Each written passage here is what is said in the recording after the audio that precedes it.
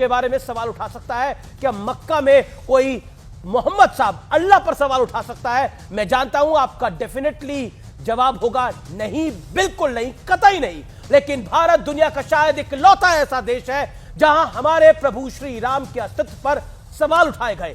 हिंदू शायद इकलौती टॉलरेंट कौम है पूरे विश्व के अंदर, क्योंकि हमने दशकों तक अपने राम को टाट में बैठे देखा है। और हमारी सियासत शायद दुनिया की इकलौती शर्मसार करने वाली सियासत है जो तुष्टीकरण के लिए जगत के पालनहार प्रभु श्री राम का बर्थ सर्टिफिकेट तक मांग रही थी। इसलिए मैंने कहा कि आज का संवाद बेहद जरूरी है, क्योंकि आज मैं राम की राह में रोड़े अटकाने वालों के चेहरों को एक बार फिर आपको याद दिलाऊंगा, यानी रामद्रोहियों को।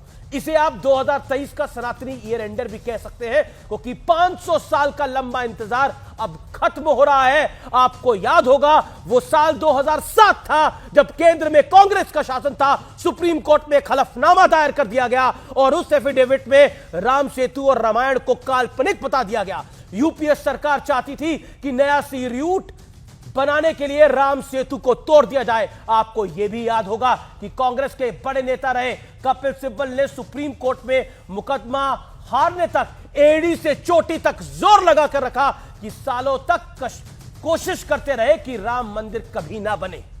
2019 में कांग्रेस के एक और बड़े नेता मणिशंकर अय्यर गांधी परिवार के करीबी बड़ी बेशर्मी से पूछ रहे थे कि राम किस कमरे में पैदा हुए, इसका क्या सबूत है। ये वही नेता थे जिन्होंने पहली बार श्री राम का बर्थ सर्टिफिकेट मांगा था। याद करिए कांग्रेस के इस नेता को।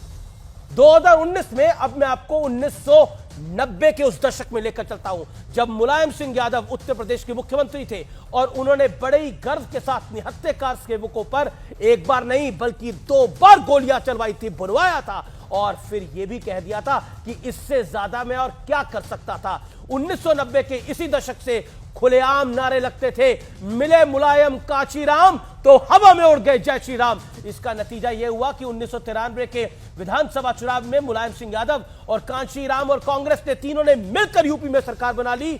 यानी इस नारे से जिसे जो संदेश मिलना था वो मिल चुका था। ऐसा ही संदेश लालू यादव ने भी दिया था, अपने वोट बैंक को देने की कोशिश करी थी। 23 अक्टूबर 1990 को लालू यादव ने रथ यात्रा लेकर निकले लाल कृष्ण अडवाणी को समस्तीपुर बिहार में अरेस्ट कर लिया था, गिरफ्तार कर लिया था। लालू यादव ने इसके बाद अखबार में एक संदेश लिखा, बिहार की जनता अकलियत के यानी मुसलमानों के साथ कंधे से कंधा मिलाकर है और उन्हें कमजोर महसूस करने की स्थिति में हम नहीं आने देंगे। 1992 में एक तरफ कल्याण सिंह थे बीजेपी के जिन्होंने विवादित ढांचा गिरने के बाद खुशी खुशी अपनी सरकार की आहुति दे दी थी। दूसरी तरफ उस वक्त के प्रधानमंत्री कांग्रेस के वरिष्ठ नेता पी नरसिम्हा राव थे जिन्होंने देश की जनता से यह वादा किया था कि मैं मस्जिद दोबारा तामीर कराऊंगा। Moral of the story is this कि अयोध्या में जो राज सिंहासन बन रहा है वो श्री राम का हक है। 500 साल बाद राम मंदिर बनना हर सनातनी के लिए गर्व है।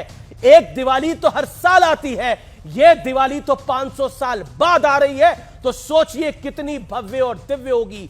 500 साल वाली दिवाली है ये, याद रखिएगा, सामान्य घटना नहीं है। फिलहाल आर पार को यही समाप्त करते हैं। उम्मीद है आपको कार्यक्रम पसंद आया होगा। नमस्कार।